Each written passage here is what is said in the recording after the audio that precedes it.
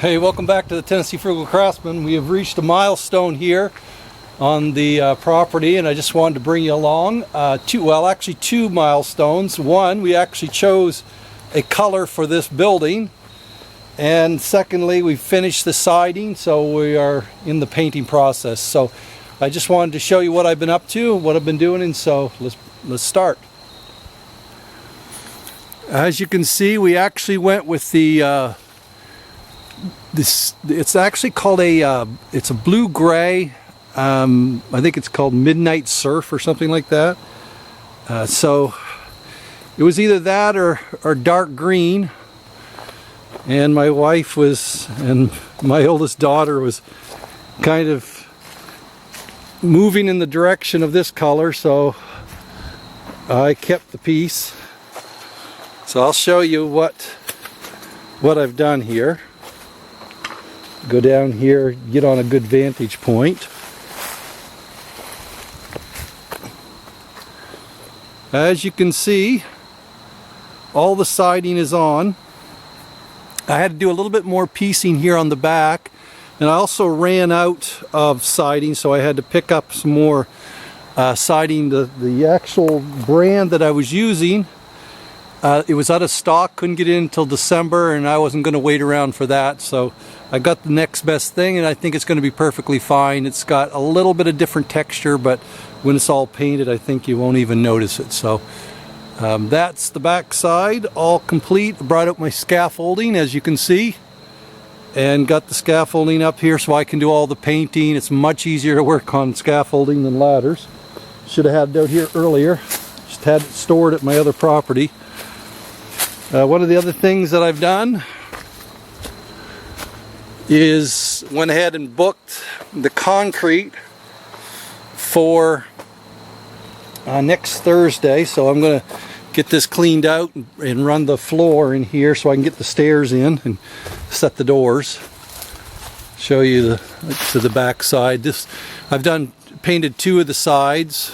I put one coat on. I'll show you what I'm using. And it seems to be working fairly well.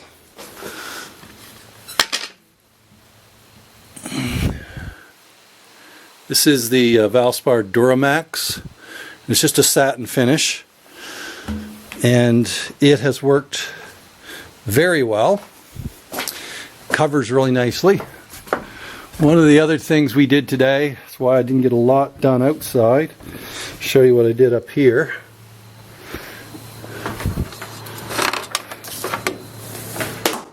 I actually came up, had my daughter and son here, so we cleaned this out, laid the 1/4 inch. It's just a cheap grade, a Luan, something that I could keep the dust from falling down below. Like I said, it's just a storage and play area for the kids. Also brought in all of my clear pine out of the fall rains. Got it stacked in here. Next time I'm going to actually bring in all of my 2x6 that I have planed, and I'll set them over here, get them up, get them out of the weather. And so that's another step in the process.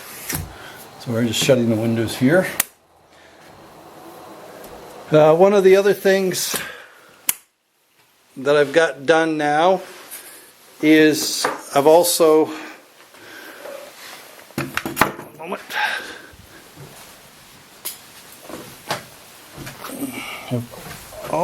got my material for my doors. I'll show you that.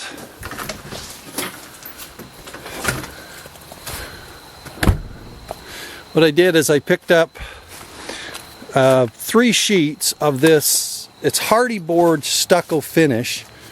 The stucco finish on this particular board, on the Hardie Board, is a little different than I think it's called Nichiha or something like that, this particular board. I'll just show you, put them beside each other. One has a little bit more rounded finish, and this one's a little rougher. This was also almost $20 a sheet more. The Hardie Board is a lot softer compared to that brand, and I'll put it down in the or put it here in the video. You'll see it at the bottom, or in a square there at the bottom of the video.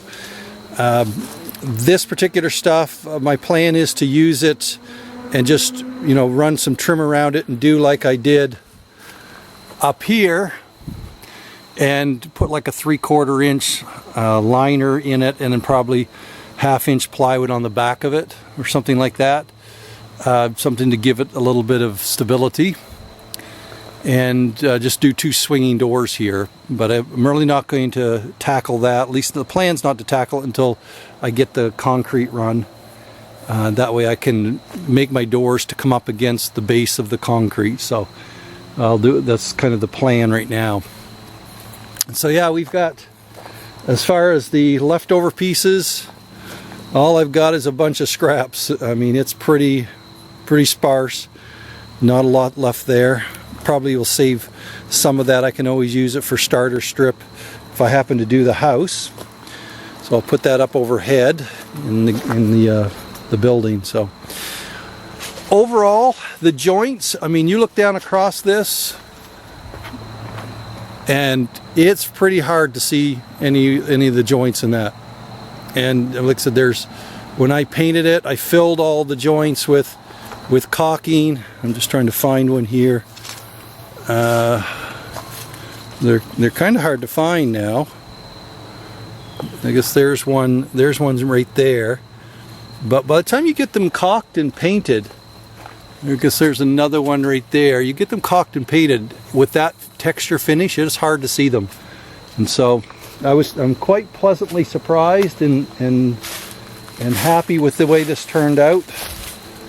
And so I would definitely suggest, if you have access to Hardie Board or that brand that I will, like I said, put down in the bottom of the screen, I would suggest you go with it, because this here is probably going to do me out and then some. So the life expectancy of this is supposed to be, I think it's 30, 40, 50 years, somewhere around there. I don't know what it is. I know my friend that has it on his house. He's had it on for 20 some odd years. They painted it once. Never had any problems with it. And so, yeah, that's kind of where we're at. Just wanted to bring you along, give you the update. All I've been doing is putting siding on, so I didn't want to spend too much time, you know, just running the video with me doing siding and stuff, because you've kind of seen the process. But definitely the back side here on the building was the hardest. Come around here again.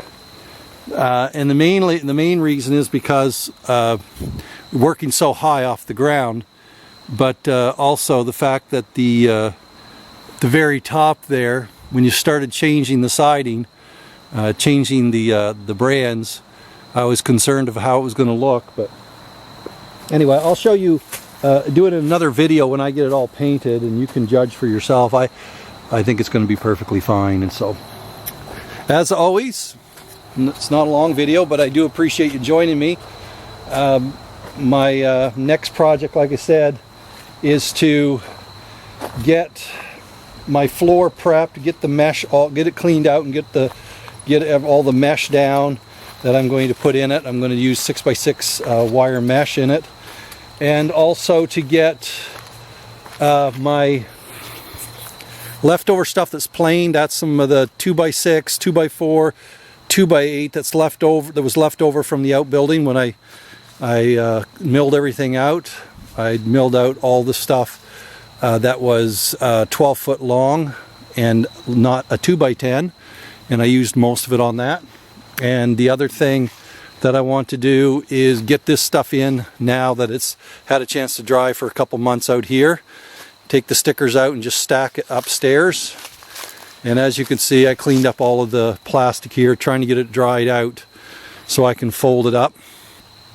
Now we're basically going to clean this up, because my next process, once I start milling again, is to take all of these trees down here, because they're going to be in the driveway. So there's 1, 2, 3, 4, just counting them up here, 1, 2, 3, 4, one small one there that's got to come down, 5, and then 6, 7, 8, 9, 10, 11. There's about 11 trees right in here it's all got to fall down this way onto the yard, main yard. So I'm going to clean all this up, move this stuff out, probably move my roller tray or roller assembly over in this area out of the way. So I'll start doing my planing over in that area. I had a big rain and windstorm here the other night, knocked down my stuff. I haven't fixed that up yet, so I've also got to fix that. So yeah, it's a job, but we're one step closer.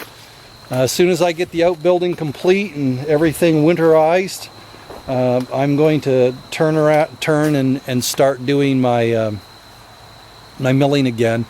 I may do a little bit of planing. I haven't decided. I may turn and do my 12s and 14s, at least my 14s for my first floor, get those milled out or planed out and get them down in the bottom of my barn, because I think I've got enough room to stack pretty much all of my 2x10 in the bottom, so it'll fill it up pretty nicely. But I do want to get it in out of the rain, especially for the winter. So that's what we're up to here at the Tennessee Frugal Craftsman. And so until next time, you have a great day. And as always, if you would like and subscribe and make comments or whatever, and I try to read them all and comment back. And so until next time, you have a great day.